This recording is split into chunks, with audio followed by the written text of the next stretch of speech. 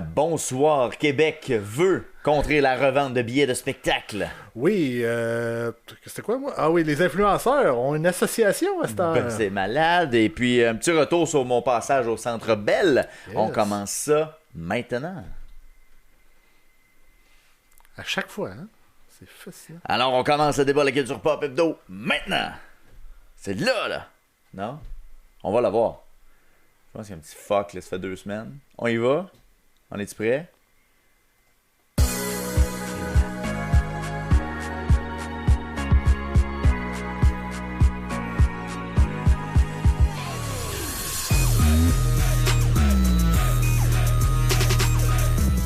Vincent Fournier au micro, accompagné de William Roy-Reynolds une nouvelle fois. Bienvenue à ce débat de la culture pop hebdomadaire. Will, passez une bonne semaine? Ben oui, édition du 3 décembre, super belle semaine, toi? Très bonne semaine, encore une fois. Écoute, la météo là, est de notre bord, on dirait un peu de ce temps-là. J'ai sorti ma patinoire. La patinoire est partie. Les premiers coups de patin se sont donnés hier.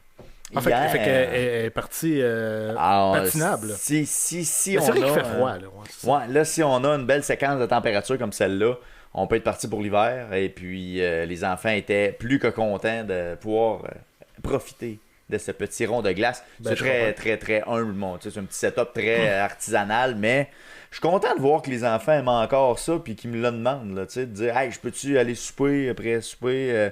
Je peux-tu aller patiner un peu? Je peux-tu aller faire juste un petit tour sur la glace? » Comme Maurice Richard, c'est pareil. Un peu pareil, mais ils mangent pas avec leur patin. Par contre, ça, c'est interdit dans la maison. Oh, ben je comprends. Avec le plancher que t'as, là. Mais une petite question pour toi.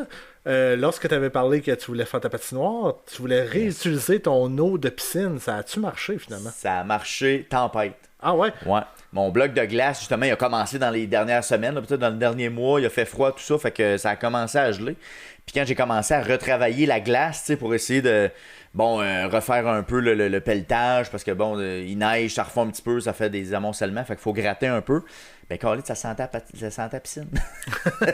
Ça sentait le chlore à piscine, okay, le grattage que je faisais. Je me demandais si t'avais une piscine au chlore au sel. Ouais, c'est une piscine au chlore que j'ai. Puis, écoute, je suis vraiment content. Pour vrai, là, d'avoir économisé ça doit avoir une bonne eau en plus. Là, je veux dire, elle doit être claire en masse. Ah, oui, c'est ça. Fait que, tu sais, elle n'a pas viré. De toute façon, à la température qu'il fait, ça vire pas vraiment. Là, c'est plutôt rare. Mais, écoute, je suis vraiment content d'avoir fait ce petit geste-là parce que je trouvais que c'était quand même énormément d'eau, là, nécessairement, là, pour partir une patinoire. C'est un eau que tu allais te jeter d'une manière ou d'une autre. Là, ouais, c'est ça, exact. Je l'aurais mis aux égouts. Fait que, c'est une belle petite façon de contribuer à la récupération de l'eau potable. Et, Victoriaville est fier de toi. Victoriaville doit être fier. Saint-Christophe aussi, je présume. Tout le monde.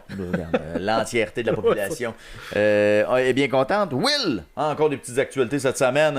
Encore une fois. Avant, on trouve toujours un moyen de trouver des actualités. Hier, j'étais comme, finalement, j'ai une nouvelle. Puis là, aujourd'hui, j'en ai trouvé 3 autres.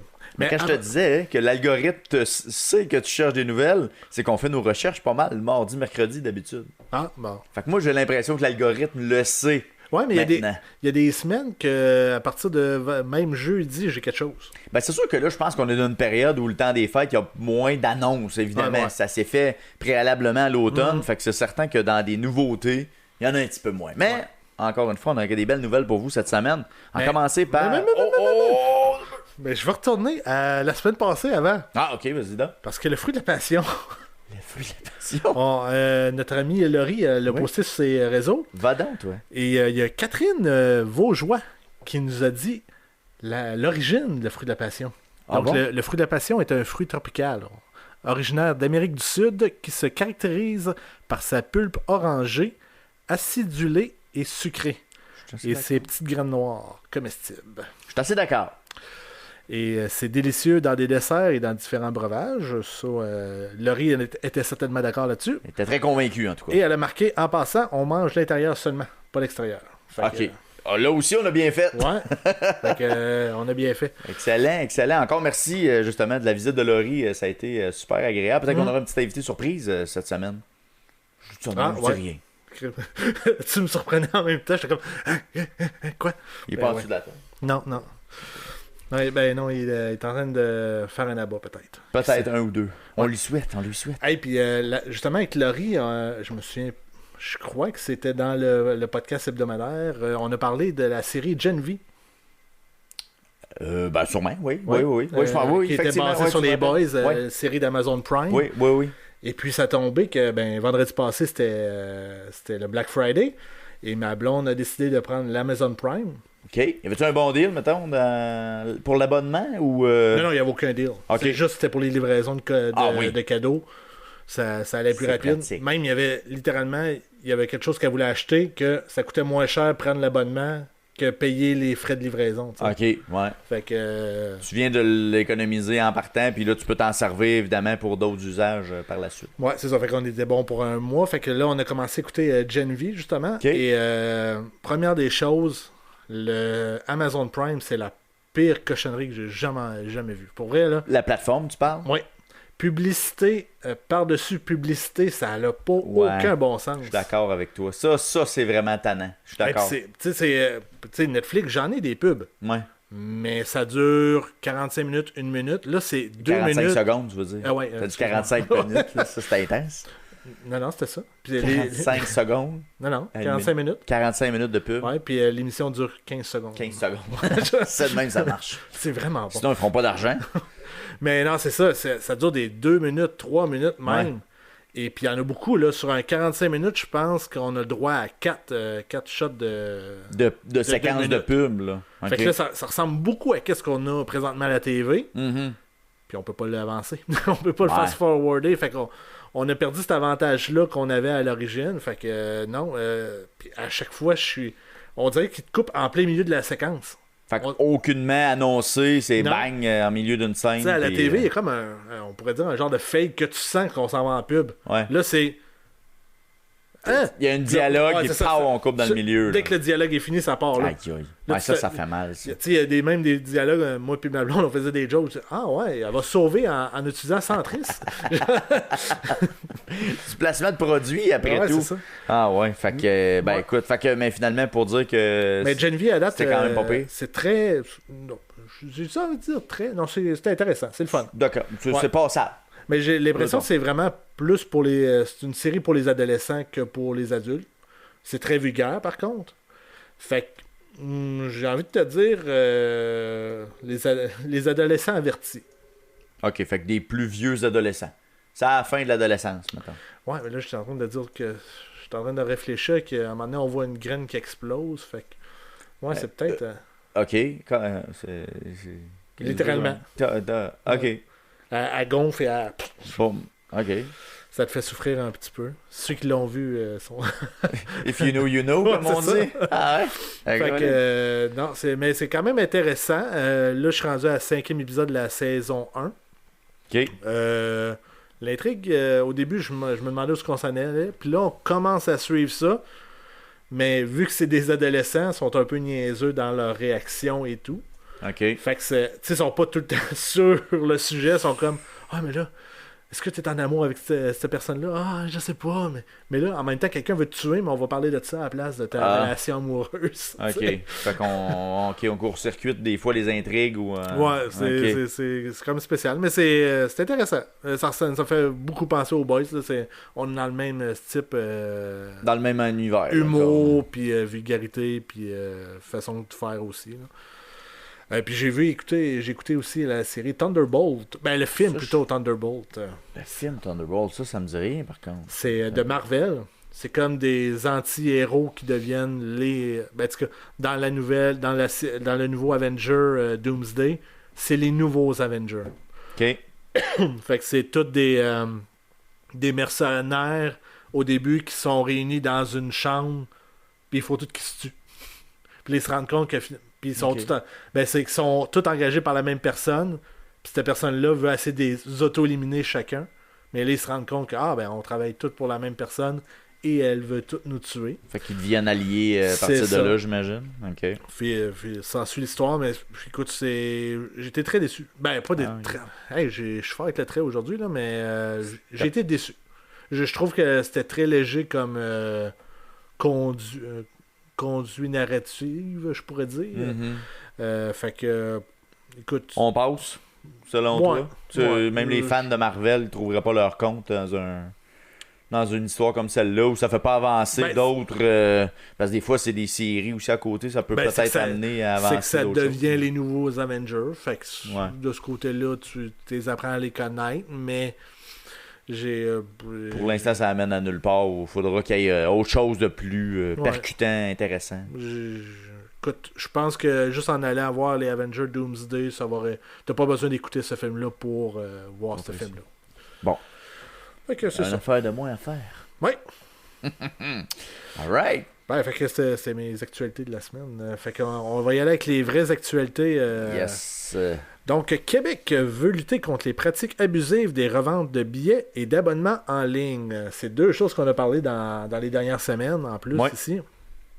Donc, le ministre de la Justice, Simon Jolin-Barrette, a déposé un projet de loi qui vise à protéger les consommateurs contre les pratiques abusives de revente de billets et les renouvellements automatiques d'abonnements en ligne. Les acheteurs devraient être informés qu'ils sont sur une plateforme de revente, voir le prix initial du billet, abonnement en ligne. Les clients devraient pouvoir se déabonner facilement et en quelques clics, puis être informés de 2 à 10 jours avant la fin d'une période de prix à prix réduit. Tu sais, comme des fois, ça arrive que genre les 6 premiers mois sont à 2,99, après ça monte à 9,99. Les 3 premiers mois. Ils devraient t'avertir là-dessus. Pis tout. Donc, question. Est-ce que cela va faire une différence? Parce que dans ma tête, c'est pas le ministère de la Justice du Québec qu'il faut qu'il touche ça, c'est plus fédéral à ma connaissance. Là. La revente, écoute, la revente de peut-être billets, la revente, je sais pas, là, honnêtement, mais ce qui est les pratiques d'abonnement en ligne, si on parle de vidéos sur demande, là, les Netflix, etc. C'est CRTC, qui décide ça. C'est plus au fédéral, effectivement, mais tu sais, est-ce que ça va faire une différence? Écoute, moi, je suis pas convaincu que de légiférer là-dessus, ça va enrayer un marché. On va créer un marché noir parallèlement à ça. Ben, je sais que la Grande-Bretagne l'a fait aussi. Ouais. Je sais pas que ça donne parce que je pense que c'est assez récent que la Grande-Bretagne. Fait qu'il est dur d'évaluer un peu les impacts peut-être d'une législation de ce type-là. C'est sûr que c'est frustrant pour les consommateurs. Puis tu sais, les premiers à être abusifs là-dedans, c'est Ticketmaster. Ouais. C'est les premiers à abuser sur les frais sur des frais de revente, puis constamment réenchérir sur des frais de revente. C'est à se demander s'ils vendent vraiment des billets des fois, là, tu sais. Fait que, tu sais, je sais pas jusqu'à quel point ils pourraient mettre au pas des géants comme ceux-là. Ben, écoute, parce que, tu sais, moi, je pense que ça serait possible, mais, tu sais, comme je te dis, je pense pas que c'est seulement... Si c'est juste le gouvernement du Québec, ça va être bof. T'as un impact limité. Si c'est le Canada entier, là, peut-être que ça va être... Ça peut avoir un impact, peut-être, mais là, c'est sûr que moi, ce qui arrive, c'est que j'ai pas envie vraiment de racheter des billets. Là. C'est de valeur parce que souvent, maintenant, pour les artistes, c'est leur source principale de revenus. C'est les spectacles, c'est les Puis ils ont pas ces revenus-là, en plus. Puis ils ont pas. Fait que, tu sais, ils ont essayé des affaires, là, tu sais, la tarification dynamique en fonction de la demande, etc. Mais... Check, le gouvernement britannique prévoit d'interdire la revente de billets de concerts et d'événements sportifs avec un bénéfice en plafonnant leur prix à leur valeur initiale. Carrément. OK. Cette mesure devrait s'appliquer aux revendeurs professionnels comme aux particuliers sur les plateformes en ligne, a pour but de lutter contre la spéculation et les prix abusifs.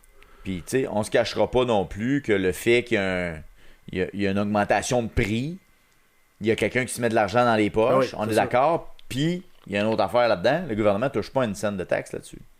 C'est bien plus, il est bien plus là le problème, parce que si tu avais un marché de ce genre-là, puis que tu taxes cette revente-là, qui va chialer? Le gouvernement ne chialera pas, là, il va récupérer son dû, mais là, ça tombe dans une craque. Parce que, mettons, le site de revente billet.ca, ils doivent charger des taxes là. Il fait très longtemps que j'ai pas acheté sur ce site-là, honnêtement, je sais pas. Moi non plus, là, mais ça, c'est billet.ca. On va dire que c'est une compagnie, ils chargent des taxes, OK? Eux autres, peut-être, c'est correct, mais si tu as un petit revendeur sur Marketplace, sur le coin de la rue, il doit pas déclarer ses taxes, là. Il fait pas son rapport de taxes à la fin du mois, je suis convaincu. Fait que, tu sais, il est bien plus là, le marché. Là. Ouais, mais je pense pas que c'est eux autres le problème non plus.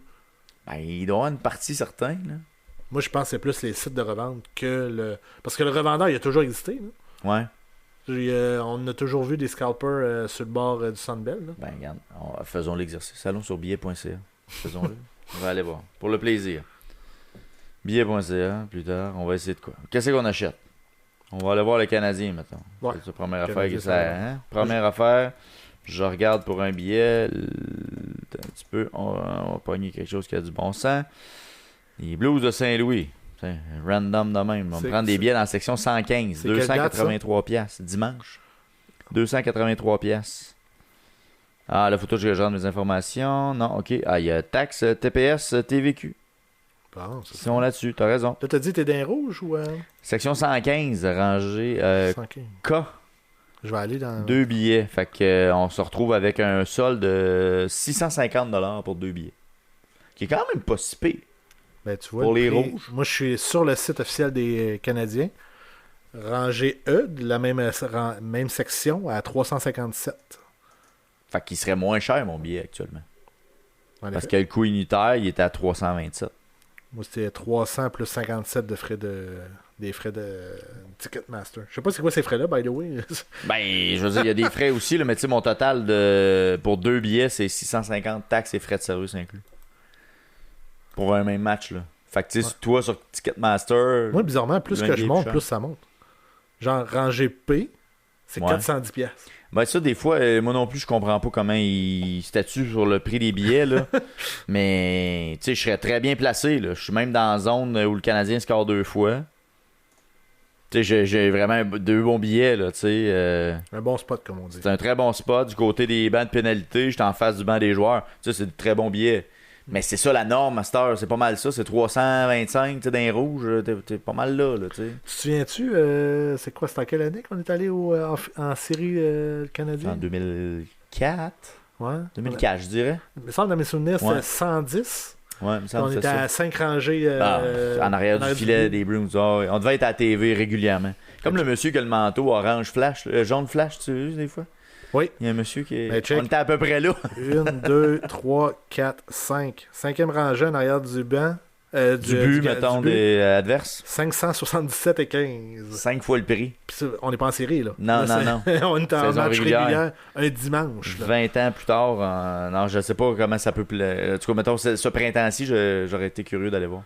On aurait dû aller voir ça, ça aurait été Ben, intéressant. ça m'aurait juste découragé. Là. Bah, à ne jamais y Ouais, aller. c'est ça. C'est comme, j'espère que les sénateurs vont y aller. Ça va coûter peut-être moins cher. Ouais, on va regarder ça à la TV, mais écoute, ça va-tu changer quelque chose? Je sais pas. Parce que c'est une pratique qui est abusive. C'est le marché, c'est la loi du marché, l'offre et la demande. Là-dedans, c'est très purement ça. Là. Mais il n'y a pas de marché, c'est ça. Il y a juste il y a un monopole, c'est Ticketmaster. Je pense que si tu ajouterais un autre dans le marché qui se ferait pas bouffer par Ticketmaster, je pense que... Il y aurait peut-être une compétition quelconque, peut-être. C'est là le gros bas, je pense, qui fait mal. Là. Mais en même temps, s'il n'y a pas d'autres joueurs, c'est tough, honnêtement, là, d'entrer un autre joueur là-dedans. Là. Ben, c'est parce que tout le monde a signé des contrats exclusifs avec Ticketmaster. Ouais. Fait que... Puis toutes les salles ont ça aussi, ouais. fait qu'ils sont pognés aussi à travers ça, fait que... C'est comme Amazon. Tu sais, quand il y avait eu le crash de réseau là, d'Amazon, tout le monde est abonné à ça parce qu'ils en ont besoin pour raison X puis tout.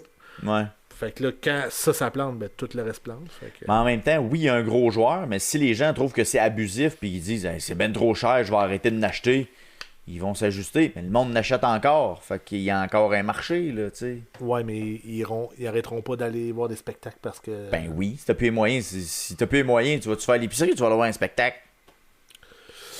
Il y en a, je pense qu'ils vont aller... Écoute, les gens feront bien les choix qu'ils veulent. C'est ça aussi l'affaire là, que je pense là-dedans. Ouais. Ça compléterait pour cette première nouvelle. Laisse-moi 30 secondes, juste...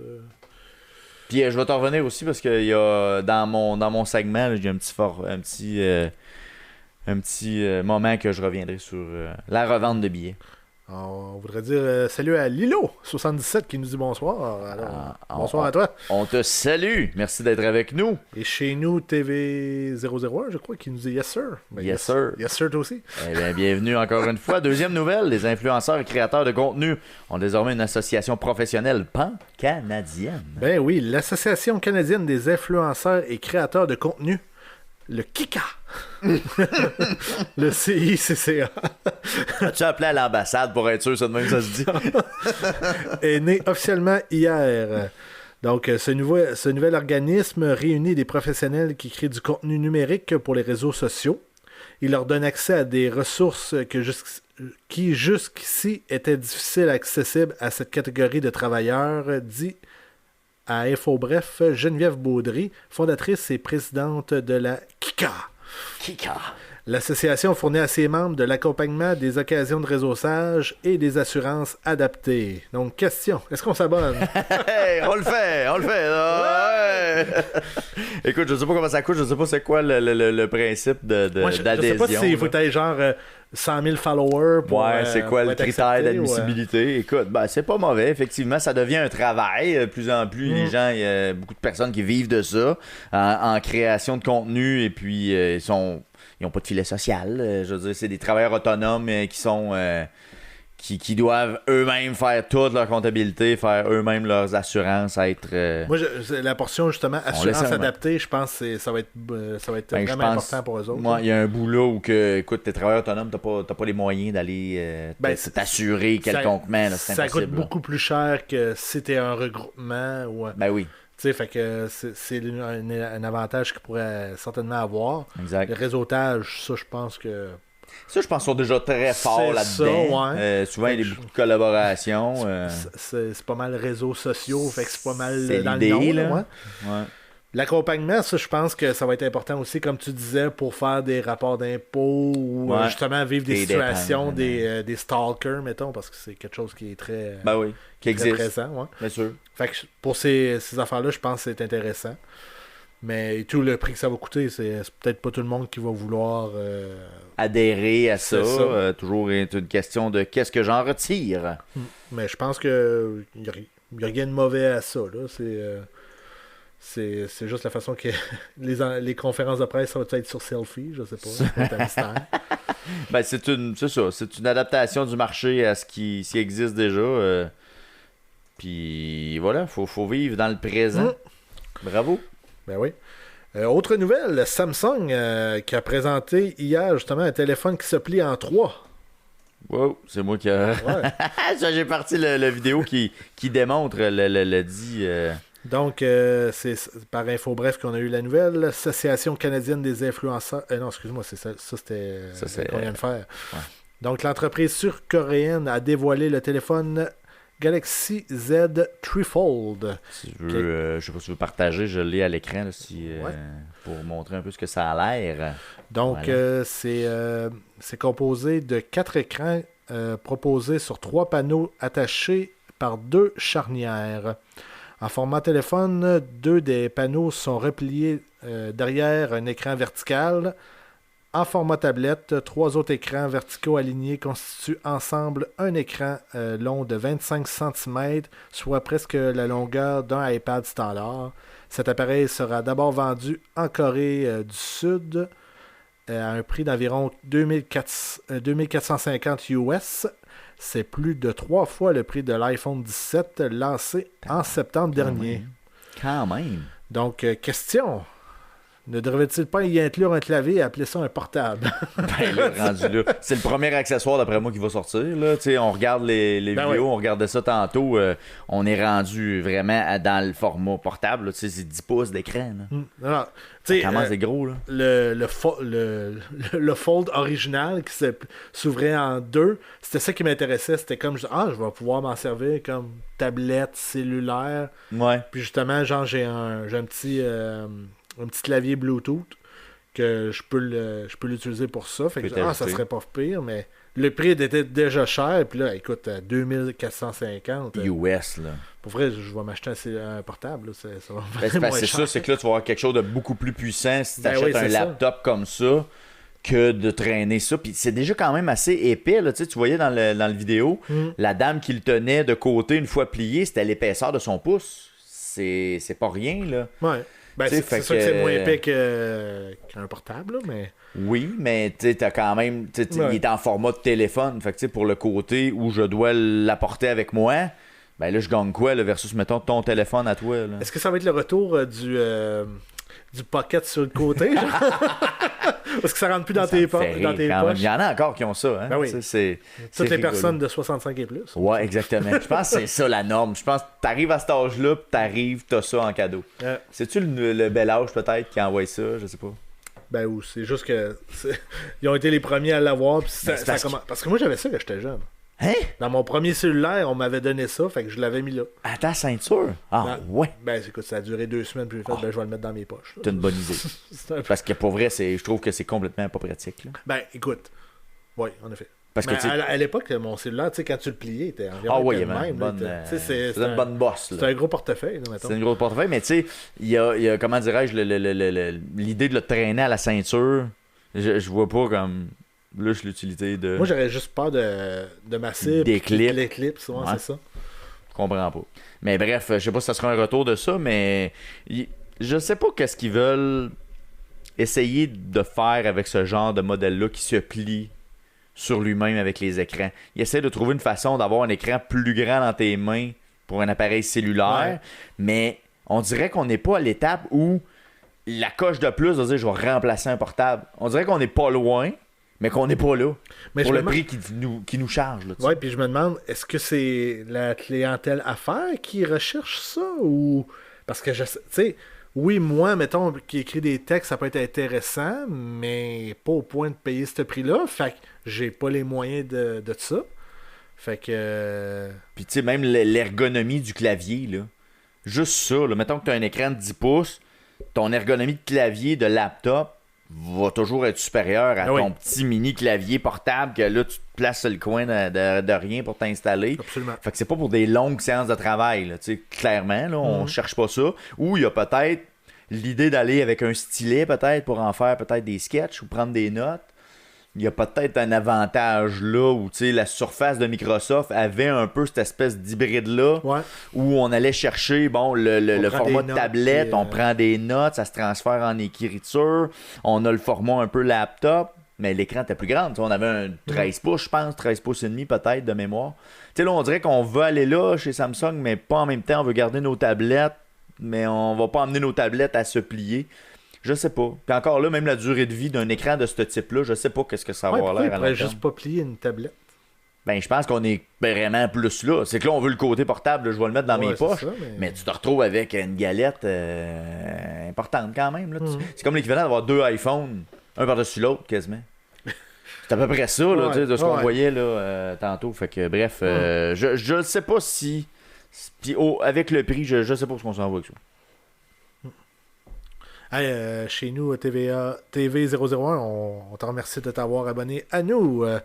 Ah ben oui. Hey, dernière nouvelle après ça. Classique hivernal de la 55 est en action. Je ne sais pas si tu pourrais aller cliquer sur le tour 360 degrés. Donne-moi une seconde. Donc, depuis le 28 novembre, la classique hivernale a lieu sur les terrains de l'hippodrome de Trois-Rivières. Outre des concerts, des matchs d'anciens joueurs, il y a eu des matchs de jeunes M13, M17, M18, universitaires, RSEQ, des matchs d'étoiles de la LNAH, la Ligue... comment ça s'appelait avant? La Ligue nord-américaine de hockey. Oui, mais c'était quoi le nom avant? C'était semi-pro? Du semi-pro, oui, effectivement. Et aujourd'hui, il y a eu des matchs féminins M12, M18 et PWAA. Et présentement, il y a un match collégial féminin Division 2 entre les Voltigeurs et les Diablos. Mais le gros événement qu'on a, c'est la fameuse pour la Coupe 55, justement, qui débute demain. D'abord, il va y avoir le match, la première demi-finale entre Drummondville, les Voltigeurs de Drummondville et les Cataractes de Shawinigan. Et dans la deuxième demi-finale, ça va être les Phoenix. C'est-tu les Phoenix? Phoenix de Sherbrooke. Ouais, c'est ça, je suis plus sûr. De Sherbrooke ou les Castors, c'est quoi? Les Castors! Et moi! Et les Tigres de Victoriaville. Christian Dubé, tu là? Et avec les Faucons de Sherbrooke? Les gagnants vont s'affronter en finale dimanche et il va y avoir une finale consolation le samedi. Ouais.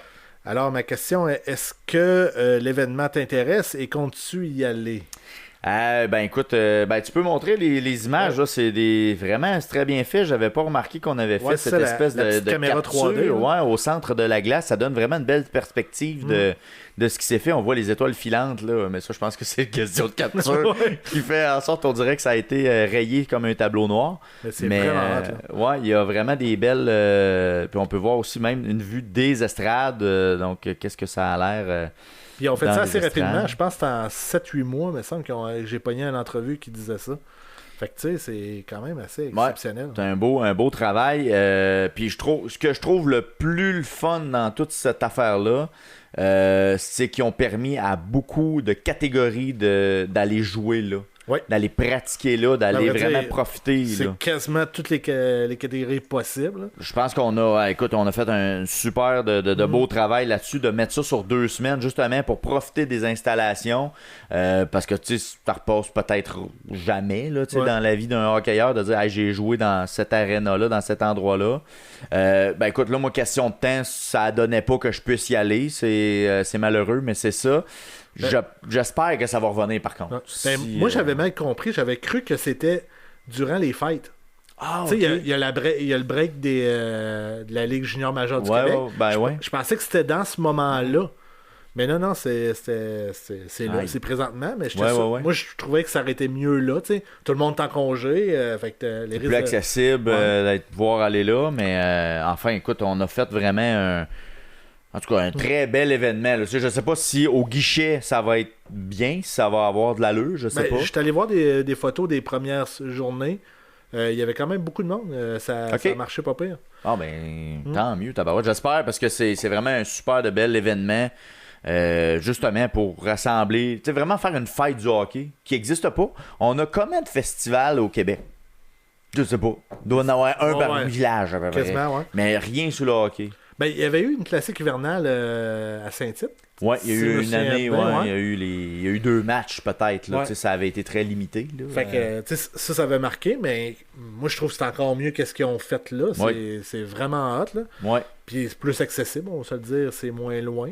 S'il y a une tempête de neige, tu as plus de chances de t'y rendre. C'est plus possible, mais tu sais, je me répète, là, mais qui a ajouté les matchs autres que le junior majeur, là, chapeau pour vrai. Ils ont même fait un match des anciens, mais t'as pas nommé, mais il y a un match des anciens aussi. T'as-tu dit? Excuse-moi, j'écoutais pas. C'est la Ligue junior majeure du Québec contre le Canadien. C'est ça. Fait que tu sais, ils ont complété. Paul Byron était là. Petit Paul, d'avant, ouais. Et as-tu mal aux genoux encore, tu penses? Il patinait, en tout cas. C'est pas super. Souvent, c'est pas mal. Mais moi, une affaire que j'ai trouvé un petit peu dommage, c'est que je pensais que c'était un round-robin. Mais non, c'est genre 2 matchs, puis ciao, bye. Ils peuvent pas se permettre de faire un tournoi. Mais c'est ça, mais vu qu'à l'origine, je croyais que c'était durant les fêtes, là, il aurait pu se permettre de faire on affronte les 3 équipes, puis après ça, on fait un classement. On fait un contre... ouais. Parce que là, tu sais, peu importe la façon qu'ils l'ont placé, ça peut changer le gagnant, finalement, littéralement. Ouais. Mais je pense que l'enjeu de la coupe était peut-être un peu accessoire à tout l'événement puis tout ce qui en a découlé. Là, mais je pense pas que ça va servir dans la junior major. C'est pas des games officiels. Oui. C'est des games officiels? C'est des matchs qui comptent au classement. C'est cool, c'est pour ça qu'il y a une finale consolation. Ça permet aux 2 autres équipes de ne pas avoir passé de jouer quand même un match. Ils connaissent juste pas l'adversaire. Fait que là, je sais pas si dans le calendrier ça vient mêler. C'est ça. Challenge. Mais tu sais, je sais pas si ça vient changer quelque chose. Là, ils doivent s'affronter officiellement. Fait que ça va être juste, ils vont changer. Ils changent-tu des games pareil ou je sais pas. Ils vont changer l'adversaire durant la saison. Peut-être qu'il y a des matchs un peu pending là, justement pour changer l'adversaire. Enfin, je ne sais trop. Mais puis c'est en terrain neutre. Tu sais, Trois-Rivières n'a officiellement pas d'équipe dans la Ligue junior majeure du Québec. Mais on a accueilli cet événement-là et tu sais, même que je vais aller une brin plus loin, tu sais, Trois-Rivières c'est doté d'une infrastructure, le Colisée Vidéotron dans lequel tu as déjà été et moi j'ai coaché là. Pour vrai, c'est vraiment hot là.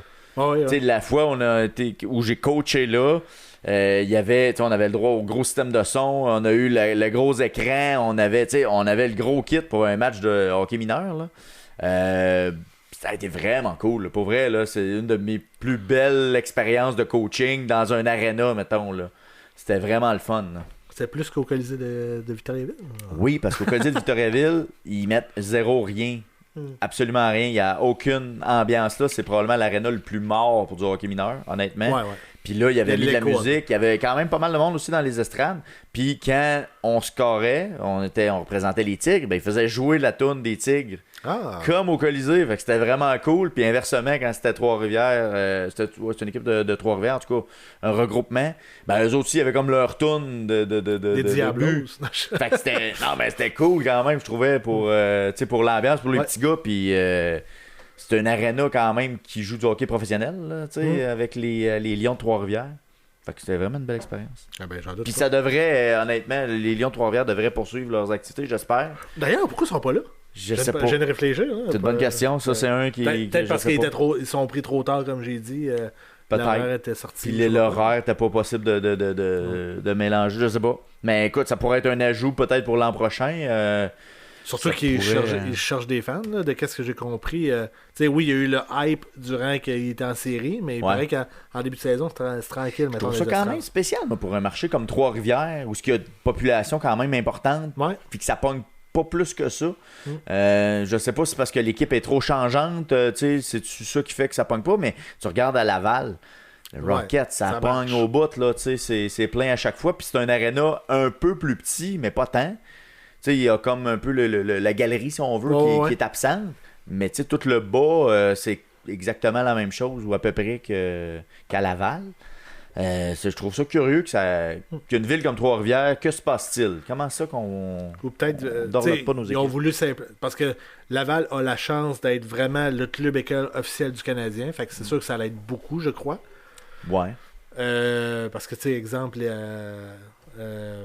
Blainville, Boisbriand, oui, ça marche, mais pas c'est mollo. Ouais, c'est ça. C'est du 1500, ça pogne pas le 2000 souvent. Là. Alors que, t'as tout Montréal alentour qui pourrait y aller. Là. Ouais. Fait que je pense que étant le club école du Canadien, ça aide beaucoup le Rocket.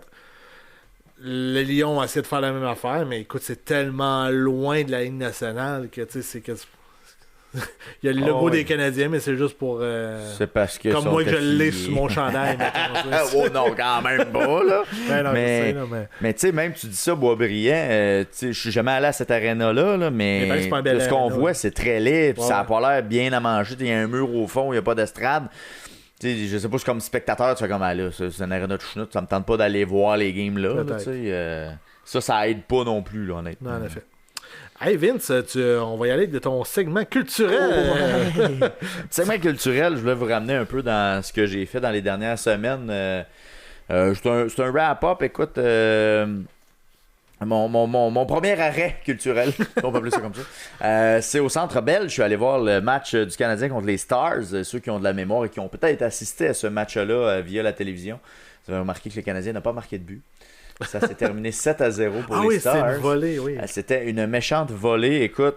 Et à mes 2 dernières présences au Centre Bell, je suis blanchi. Je n'ai pas vu aucun but des Canadiens dans mes 2 dernières fois que j'y suis allé. Moi, si je me trompe pas, à chaque fois que je suis allé, ils ont gagné. Ah ouais?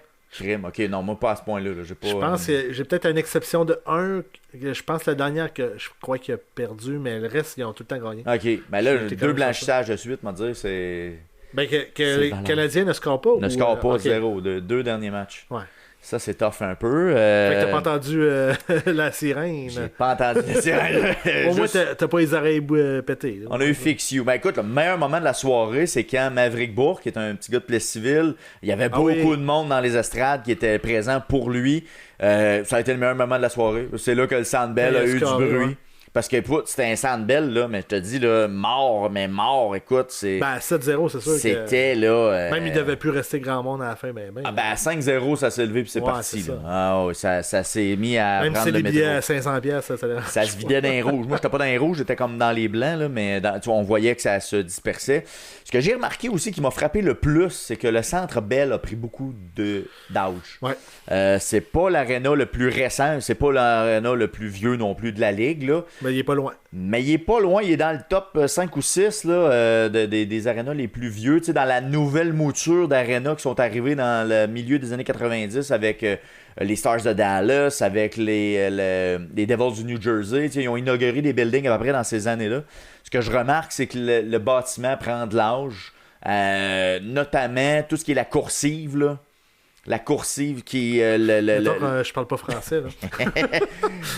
la Louis, là, où il y a les restaurants. Ok, oui. Tu peux aller prendre la bière.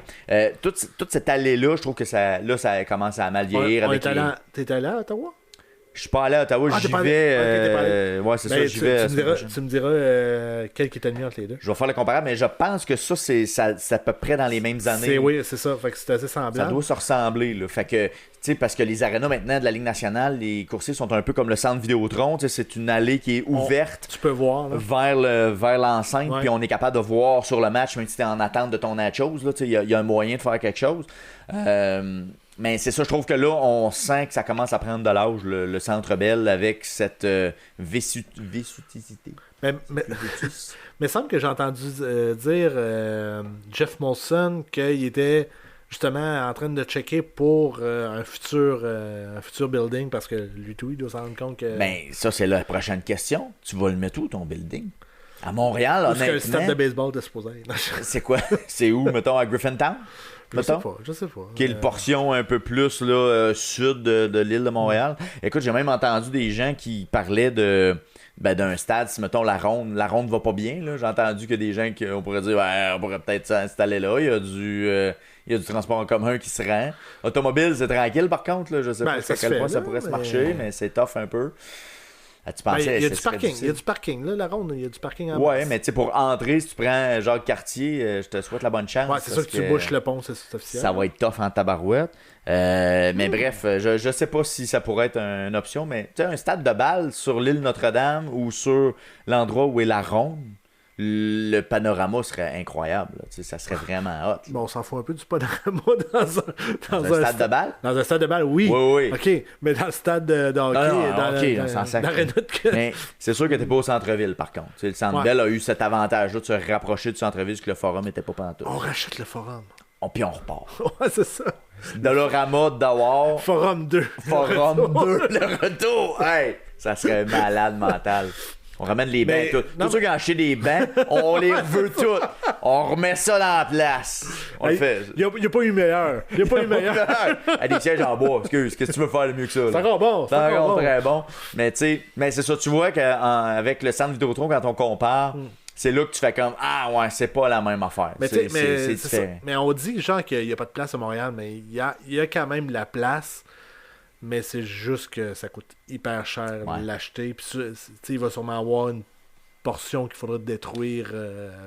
Pour être capable de rebâtir autre chose, décontaminer un terrain possiblement. Ouais. Puis là, je me demandais, tu sais, au Madison Square Garden, ils ont mis des milliards pour rénover, là, pour refaire les estrades, tout ça. Est-ce que, là c'est la question que j'ai pour toi, non. Est-ce que le Centre Bell vaut ça? Est-ce que ça vaudrait de fermer et de rénover pour refaire les estrades? Écoute, je sais pas si le design est possible, là, mais... Son positionnement, là, il est franchement A1. Là. Il est super bien placé, mais il est petit. L'aréna, là, quand t'es en haut, là, t'es vraiment à pic. Oui. On voit qu'il est vraiment... Il a été écrasé. C'est comme si... On l'a fait en hauteur. Ouais, c'est ça, en longueur. Fait que, écoute, j'aime pas le design original.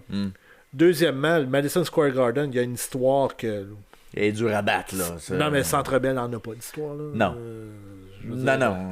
Il y a eu Jacques Villeneuve qui est arrivé avec son championnat. C'est pas mal... Il y a eu sous-écoute. Le Canadien a gagné la conférence de l'Ouest. 2021. C'est vrai que c'est exceptionnel. Ça n'a jamais arrivé. Écoute, ça fait un morceau d'histoire. Ouais. La remontée de 5-0, non?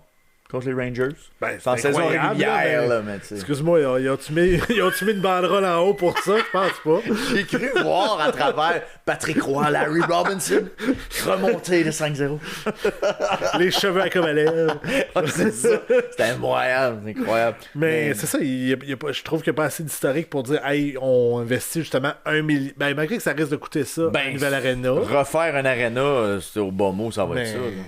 À moins que, comme je te dis, on rachète alentour, mais là, écoute, c'est aussi bien de mettre en temps et puis recommencer, mais où tu joues en attendant à Laval. Ouais, c'est ça, là. Fait qu'il faut que ça se fasse en parallèle, que le Centre Bell est encore en fonction, là. Parce qu'il n'y a pas d'option. Puis tu sais, juste ça, tout l'entraînement, ça a pris le camp à Brossard, là, tu sais. Tout a déménagé, et les joueurs inclus, là, tu sais, ils sont tous autour à Brossard parce que c'est là que ça se passe, tu sais. Mais je sais pas si en banlieue, ça serait-tu possible? Ça aurait-tu du sens? À Longueuil. Parce qu'il y a beaucoup d'équipes que c'est c'est pas dans la ville, effectivement. Là, c'est en périphérie. Mais écoute, ça crierait-tu, tu penses? Mettons, pas le domicile du Canadien, il serait à Longueuil, mettons. Ou à Boucherville. Je sais pas. Ou à Brossard, à côté du centre d'entraînement. C'est quelque chose. C'est parce que, je suis pas sûr. Oui, mais au moins, il y a tu sais, je veux dire, le problème avec Canada. Ouais, à Ottawa, Ouais.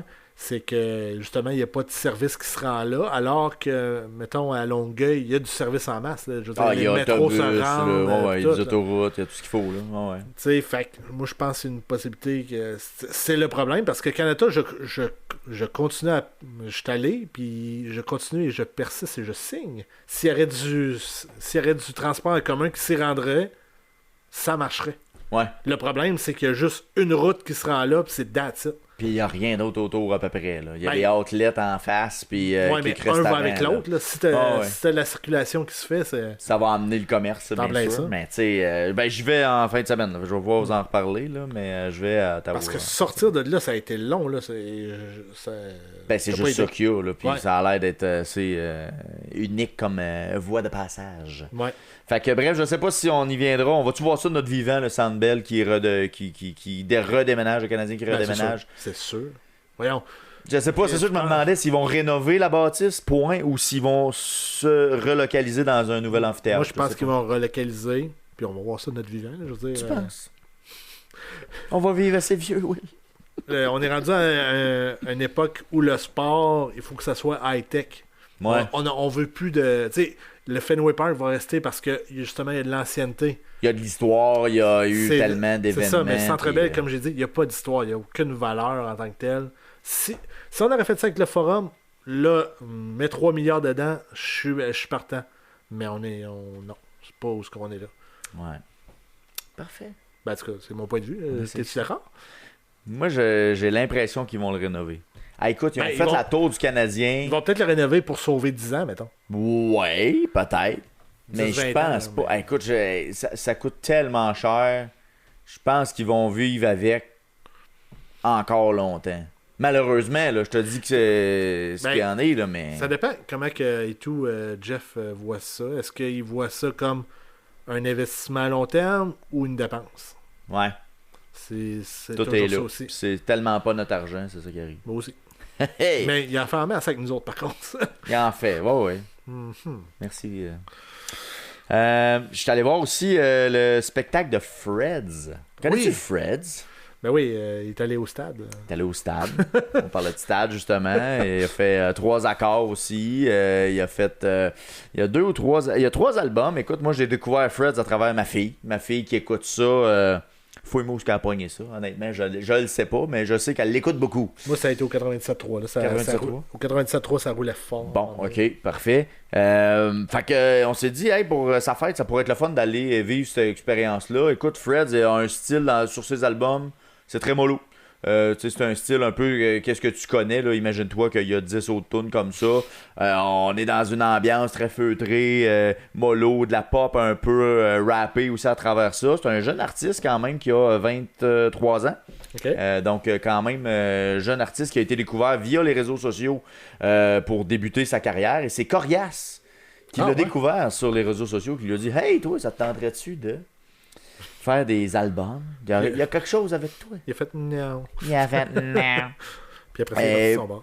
Fait que finalement, on a acheté ça. On est allé au Carré 150 dans l'espace cabaret Guy Aubert. T'as-tu déjà, t'as déjà sûrement été voir ça? C'est mieux que s'arrêter dans la salle principale avec les bancs. Là. Et parenthèse, juste à côté dans la salle principale, il y avait un autre spectacle. C'était quoi? C'était Nathalie Simard. Ah.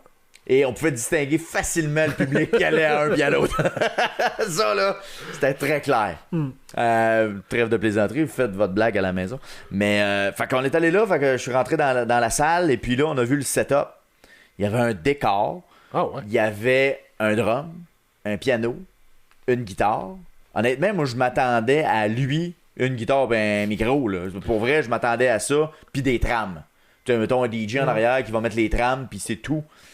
Il y avait un setup, puis Christy, c'était vraiment bon. Ah ouais? Sérieusement, là, j'ai pogné de quoi. On s'est installé, pas tout à fait en avant de la scène, mais quand même assez proche. Puis là, connaissant les chansons à la maison, on connaissait à peu près presque toutes les chansons. Puis sincèrement, j'ai été flabbergasté comment il a donné un show avec ses tunes qui sont très mollo sur album, mais qui a twisté rock avec la guitare. Écoute, il y a des solos de drum à un moment donné, vraiment, qu'est-ce qui se passe? Solo de guitare, Fred il était vraiment en voix pour vrai, il chantait super bien. Il doit pas avoir le choix, là, parce que sinon, ça serait... Tu sais, même, je cherche l'artiste qui est super bonne, là, qui chante anglais, français. Charlotte Cardin? Ouais. Ouais. Tu sais, c'est chaud, ça ressemble pas à ce qu'elle chante à Radio. Sur album, mettons, ouais, exact. C'est différent. C'est beaucoup plus dynamique. Puis, honnêtement, là, il m'a vraiment pris de court, puis même ma blonde, on était trois, il y avait moi, ma blonde et ma fille. On a comme tout été pris de court, on a fait comme crib, c'est vraiment bon, puis on a vraiment embarqué dans le show, là, tu sais. Il a fait une grosse heure et 20, quand même, de show. Il a repris Paradis City de Jean Leloup. Oh, mon Dieu. Ça chantait fort, là, tu sais. Les jeunes le savaient. Oui, ma fille connaît, parce que moi, j'éduque ma fille. Elle connaissait Paradis City. Mais il n'y avait pas juste ma fille, là. Je te dirais que dans l'audience, il y avait du monde qui chantait fort, là. Non seulement ses tunes et celle-là, puis il l'a vraiment rocké, là. C'était vraiment bon, là. Fait que j'ai été agréablement surpris de quelque chose, souvent que tu achètes que tu t'attends à rien, là.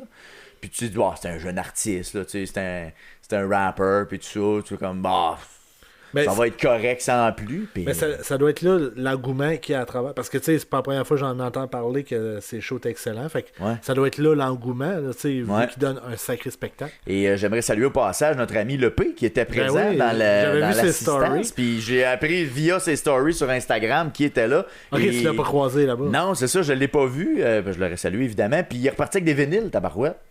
C'est ce qu'on voit, il vendait des vinyles, il est reparti avec ça. Oui, c'est vrai. Il est reparti avec 2 vinyles et puis nous, on a rencontré Fred à la fin, évidemment. Toi, t'avais pas d'argent pour les vinyles? Non, j'avais pas d'argent pour les vinyles, mais on a eu de l'argent pour un petit poster. Ma fille est repartie avec un poster qui a été dédicacé. Es-tu en amour avec ou c'est juste une femme? Je pense qu'elle aime juste ce qu'il fait, point. Je pense qu'elle est trop jeune pour ce genre d'affaires-là, pour l'instant. Ouais, les Backstreet Boys. Ouais, c'est vrai. Il y avait 10 puis super, très, très sympathique aussi, jeune garçon. Fait que si vous avez l'occasion, vous voyez passer ça dans votre coin, dans votre secteur, allez le voir. Pour vrai, là, c'est une belle découverte là, avec son band au complet. Son spectacle s'appelle On s'enverra des fleurs. Je vous recommande ça. Allez voir ça, c'est vraiment excellent. Il avait fait le festival d'été l'année passée en plus. Ouais, ok. Je sais pas qu'est-ce que ça avait l'air. Je sais pas s'il traîne-tu toujours le même band. Là, je peux pas dire. Là. Il était ses plaines d'Abraham en plus, rien de moi. Ah ouais, ok. Première partie ou il était. Ouais, en première partie. Il y avait un autre. J'essaie de voir. Genre, ça doit être peut-être le spécial Québec, peut-être, ou quelque chose de genre. Vu que c'est des images, je suis pas capable de. T'es pas capable de voir le line-up de ce soir. C'était le 8. C'est pour ça que j'étais pas dans la bonne journée. Il faut aller le 8. Saramé et Big Flo Oli. Fait que ça devait être la version québécoise, je sais pas. Rap québécois, peut-être. Mais c'était sur les plaines. Plaine d'Abraham. Ok. Le 8 juillet. Il y avait Saramé à 19h, Freds à 20h, puis Big Flo et Oli à 21h30. Bon, ben, c'est un band que je connais pas. Probablement que c'est pas de mon âge encore, là, mais. Fred, ça a l'air du même style. Là. C'est probablement dans le même range. Ouais. Fait que. C'est ça. Fait que beau coup de cœur pour Fred. Puis ça a donné de même le lendemain, on est allé voir Simon Leblanc. Toujours au Carré 150. Toujours au Carré 150. Ça, c'est Simon Leblanc est un humoriste là, qui fait pas tant de publicité, fait pas tant de promotion, mais qui vend ses salles à la vitesse de l'éclair. On a dû acheter ces billets-là probablement 1 an avant le spectacle, ou même plus que ça. Puis ça s'est vendu en 3-4 minutes. Là. On était en arrière loin. Là. T'es loin. Simon Leblanc, écoute, c'est un genre de raconteur. Je sais pas si tu connais un peu le personnage ou si tu as déjà entendu parler de lui. Écoute, c'est un gars qui fait ses affaires pas mal tout seul. Il y a, comme je disais, pas beaucoup de promotion, pas beaucoup de présence télé. Il fait pas vraiment de special à la télé. Je pense qu'il y en a un qui a passé une fois à TVA, qui est son premier spectacle, si je me trompe pas. Il fait ça underground, c'est quoi? Quasiment, pour vrai. Puis il est assez populaire qu'il remplit des salles de 1000-1200 personnes en le temps de le dire. Partout où il passe, écoute, assez que ça devient une problématique. On parlait de revente de billets tout à l'heure. Lui, c'en est un artiste qui est victime de ça. Parce qu'il y a même de la fraude qui se fait, de gens qui se fait passer faussement pour avoir des billets de lui, puis qui extorquent les gens avec ça. Fait que ça en devient une problématique, là. Si je continue là-dessus, tu sais, même à la fin du spectacle, il nous parle que pour contrer les revendeurs, il fait un petit laïus là-dessus, dire si vous avez racheté des billets de revendeurs, que vous avez payé plus cher que le billet sur lequel je vends, moi je vends toujours mes billets autour d'une quarantaine de dollars, vous avez payé plus que ça, c'est de la revente, vous êtes peut-être fait avoir. Si ça vous tente, à la table de marchandises, il y a une feuille, vous pouvez déclarer vos billets avec le numéro de siège et puis la rangée. C'est anonyme. Puis lui, de ce que j'en comprends, je sais pas comment il procède, mais il réussit à retracer qui a acheté les billets à l'origine, puis il fait annuler les cartes de crédit. Fouille-moi comment il fait, mais c'est ce qu'il nous dit. Puis ça a l'air que ça fonctionne. Il paraît que ça dissuade les gens de plus acheter ses billets pour essayer de les revendre, parce qu'il y a des revendeurs, ils font la twist, ils achètent des rangées complètes et plusieurs, puis ils les revendent à profit, on s'entend. Fait qu'il paraît que là, son nom commence à circuler comme étant un anti-fraudeur, puis ça fonctionne bien. Fait que, écoute, je trouvais que l'initiative valait le coup d'être mentionnée. Tant mieux. Si je reviens à son spectacle, écoute, je suis pas un super fan de son humour. Il y a un style vraiment, là, tabouret, verre d'eau, puis je reste dans le centre de la salle, de la scène, pardon. Puis je vais compter mes affaires. T'sais, il est pas très. Il occupe pas très bien l'espace. Est-ce que c'est ta blonde qui tripe dessus ou c'est... Ma blonde aime mieux, elle l'aime bien. Fait que moi je lui ai donné comme sa deuxième chance, on va dire ça comme ça. Mon Dieu, ok. C'est sa deuxième prise. C'est sa deuxième prise. J'ai trouvé ça correct sans plus. Tu sais, j'ai de la misère à comprendre le buzz autour de lui, honnêtement. Là, je trouve qu'il est correct, qu'il fait une bonne job, mais dans ma tête, il y en a vraiment des meilleurs que lui. Là, tu sais. Mais bon, chacun ses goûts là-dedans. Là, il nous amène dans des terrains là, genre le gym. Là, il va nous parler là, qu'il y a de la misère avec une machine pour les jambes. Il reste coincé, il sait faire son tough, il met beaucoup de poids. Fait qu'il passe d'un sujet à l'autre où il parle, le moment donné, il s'en va d'un magasin pour acheter une Rolex avec sa mère pour son père. Mais là, ça n'a pas de bon sens, ça coûte son char en termes de prix. Fait qu'il navigue un peu d'un sujet à l'autre comme ça.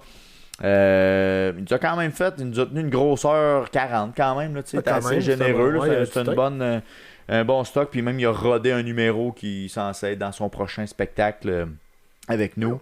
Fait que c'est un peu ce que je trouve plate, c'est qu'il est fixe pendant justement 1h40.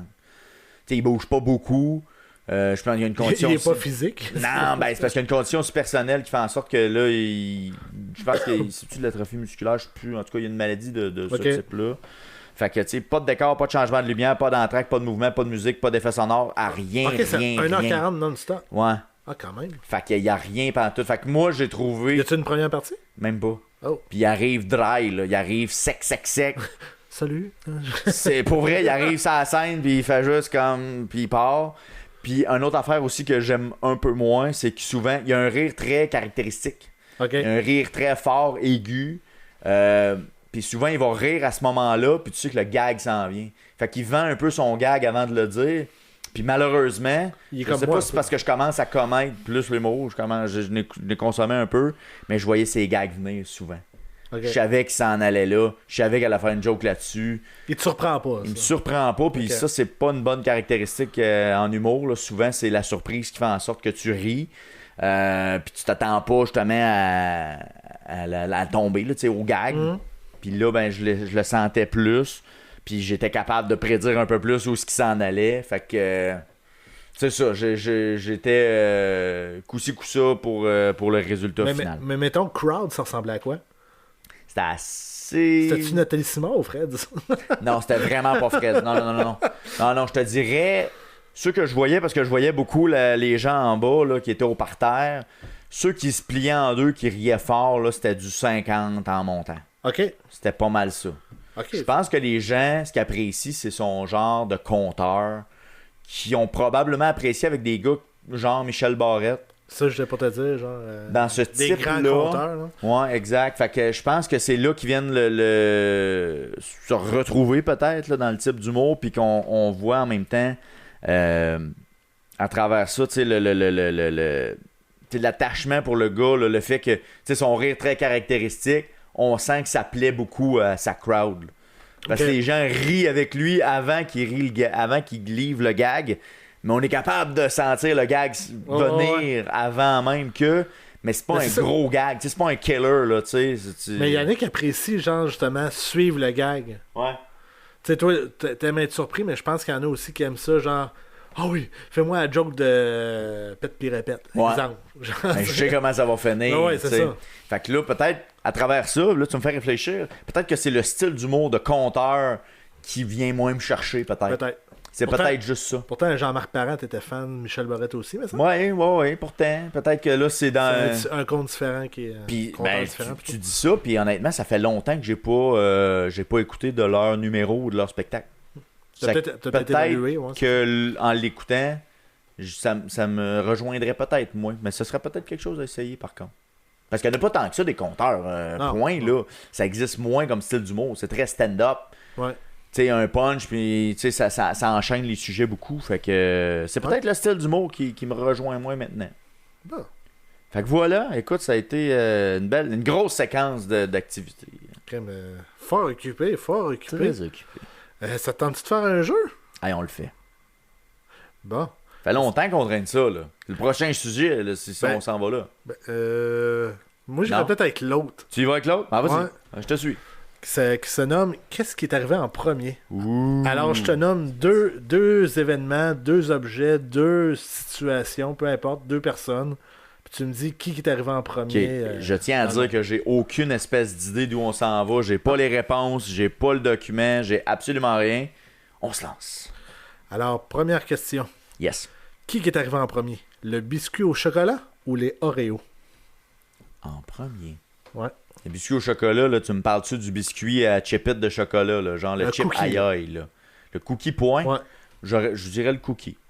Eh bien non, c'est le Oreo. Au vrai? Oreo 1912, les biscuits au chocolat 1938. Ah ouais, ok, là je suis surpris quand même. Donc les Oreo, les biscuits sont à l'origine une imitation du biscuit industriel américain Hydrox de la compagnie Sunshine. Hey, ça sonne chimique en tabouret, ton affaire. Hey, on dirait qu'on achète une peine d'huile. Commercialisé en 1908, fait que c'est peut-être ça. Aïe aïe. La marque officielle d'Oreo a été déposée le 14 mars 1912. Les biscuits avait une forme plus haute et existait 2 parfums. Voyons. Meringue au citron et crème. Hey, ça devait être bon, ça. Ben, pourquoi qu'ils ont arrêté de faire ça? Je sais pas. Hey, parce qu'ils nous sortent des biscuits Oreo et menthe, là. Il aurait dû faire ça pour le 100 ans de ressortir. Ben oui. En 2012. Ben oui, Oreo, fais ça, Monsieur Christie. Puis il était vendu 30 cents pour 500 grammes dans des petites boîtes au couvercle transparent, ce qui permettait aux consommateurs de voir les biscuits. Et du côté du biscuit au chocolat, ben, le cookie que nous connaissons aujourd'hui a été inventé en 1938 par les cuisinières américaines Ruth Grave Wakefield et Sue Bridge.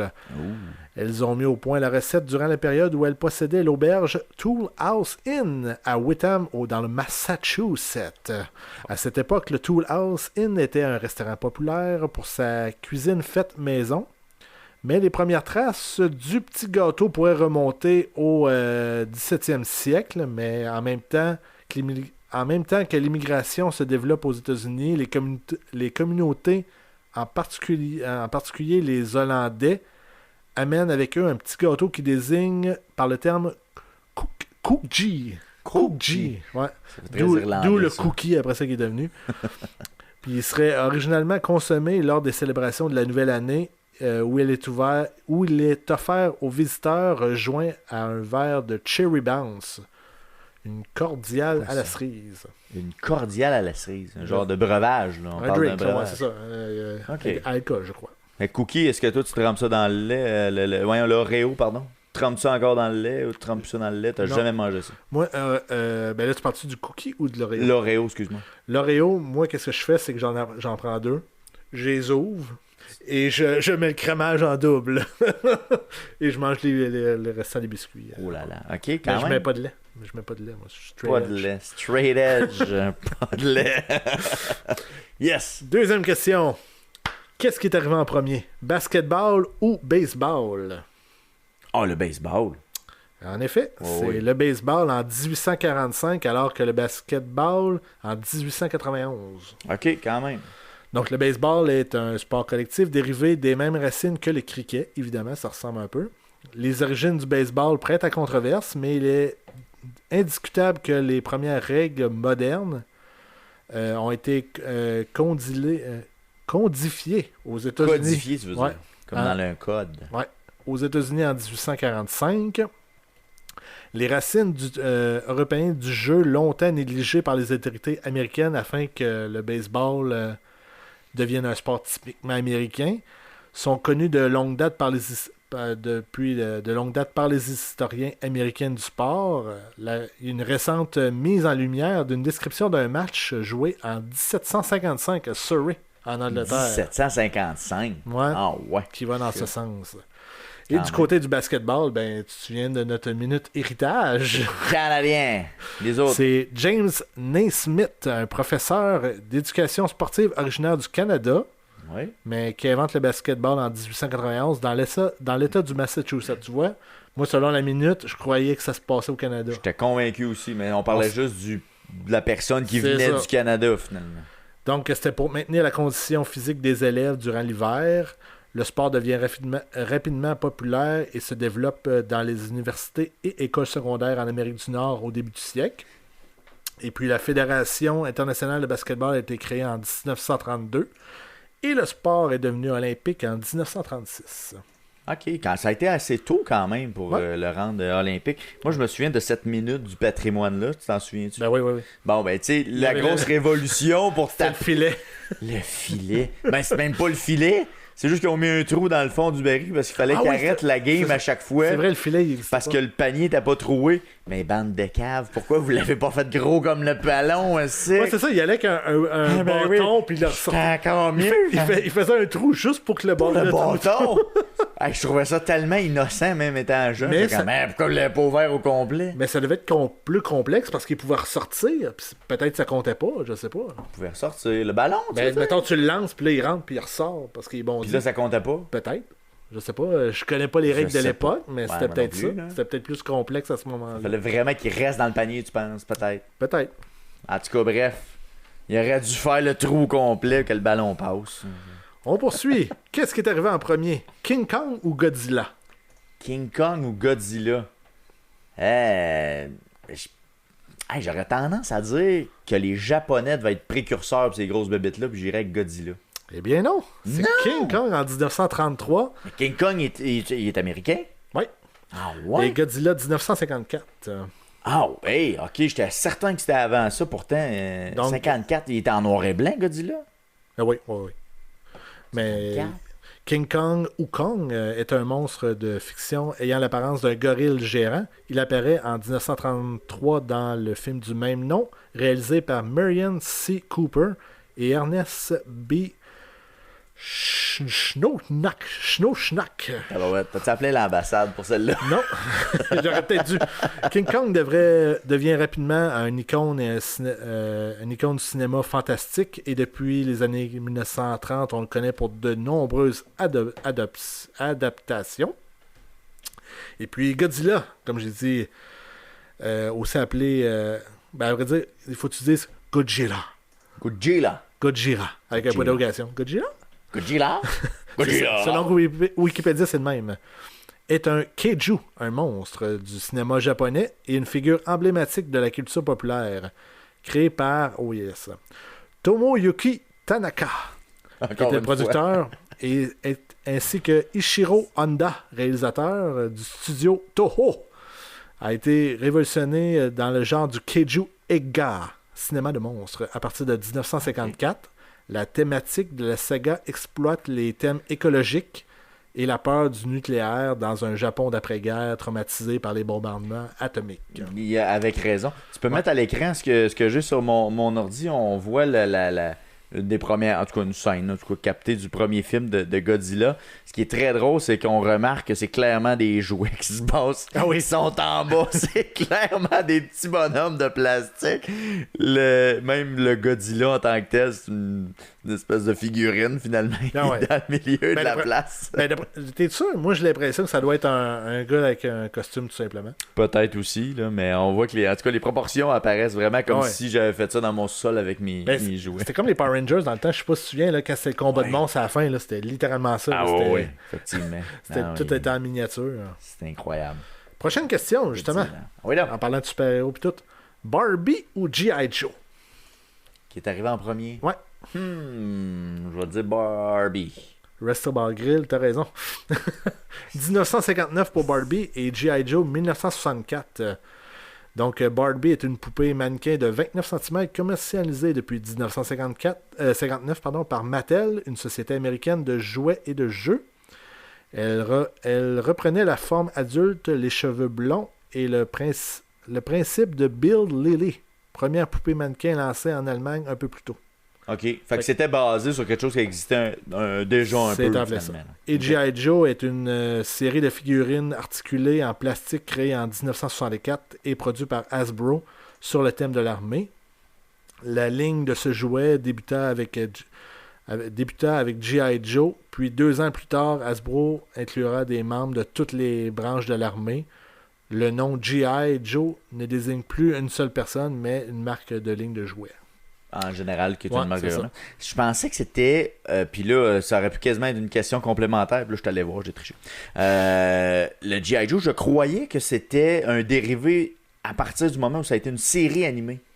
Comme tu dis que c'est sorti en 64, c'est ça? 64, ouais. Moi, je pensais que c'était basé sur une série animée qu'il y avait à l'époque. Je pense que la série animée est arrivée quasiment tout de suite après. En 83. Ah ouais, pas la première série, 83, 86, 95 épisodes ont été produits, fait que ça a été très 80. Mais j'avais vraiment l'impression que dans les années 60, il y avait eu une série animée là-dessus, puis non, je faisais fausse route. Je sais qu'il y avait une version avec, je sais pas si c'est qui, le Surgeon Slaughter. C'est un lutteur. C'est un lutteur qui avait été engagé pour jouer dans les G.I. Joe. OK. Puis je sais qu'il avait joué justement dans un cartoon, mais ça devait être des années 80 à ce moment-là, par contre. Fait que ça doit être peut-être pour celle-là, je sais pas. Bref, ça a quand même été long avant que ça devienne une série, finalement. La popularité a probablement amené la série, j'imagine. Ouais. Et finalement, mon dernier, qu'est-ce qui est arrivé en premier? Le naufrage du Titanic ou la catastrophe Hindenburg? Le dirigeable? Le dirigeable qui a explosé en feu. Je vais dire le dirigeable.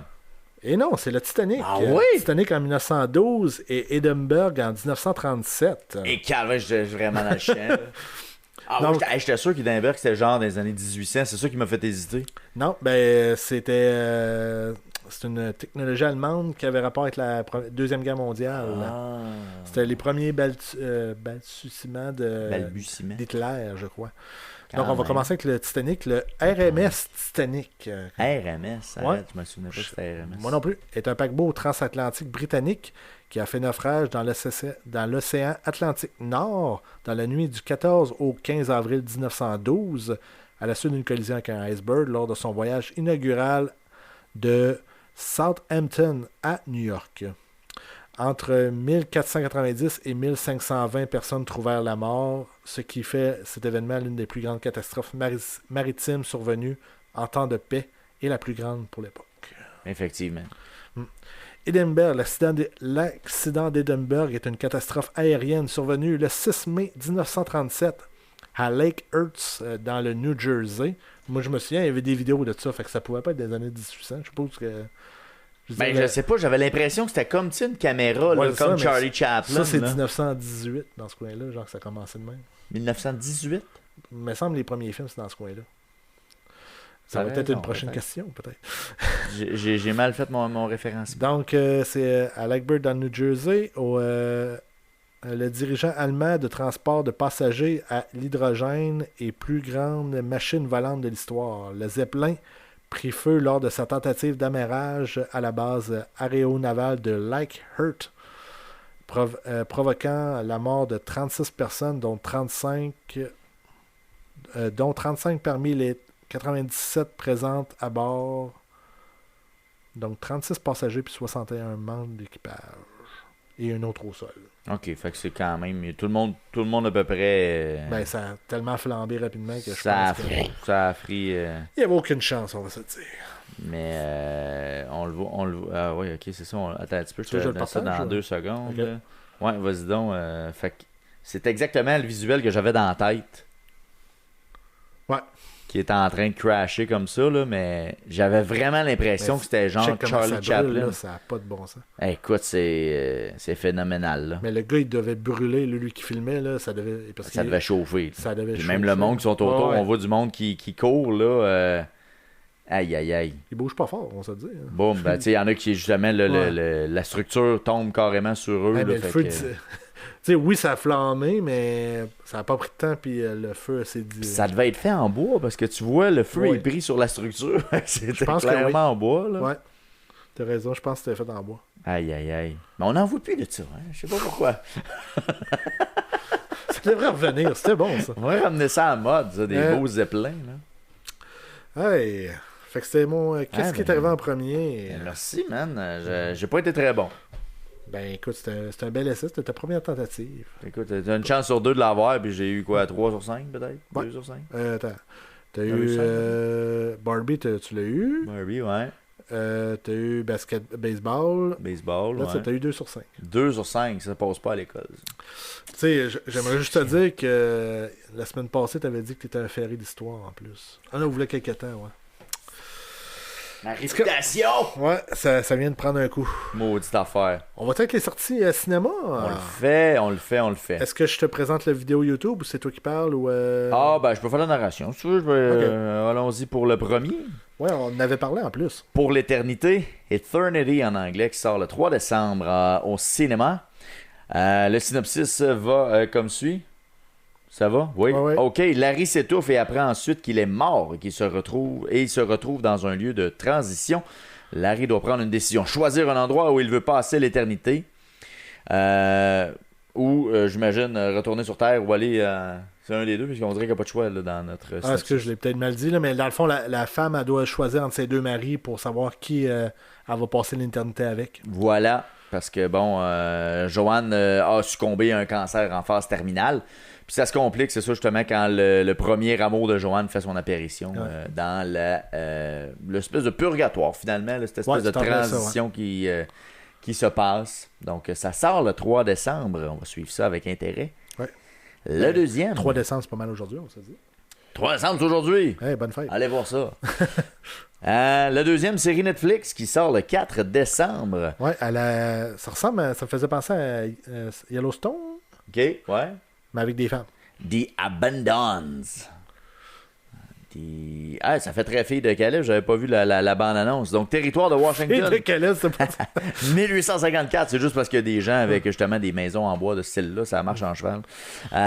Territoire de Washington, 1854, les matriarches de deux familles que tout oppose, l'une fortunée et l'autre privilégiée, liées par le sang et l'autre constituée d'orphelins et de marginaux, unis par l'amour et la nécessité, voient leur destin rassemblé par les crimes.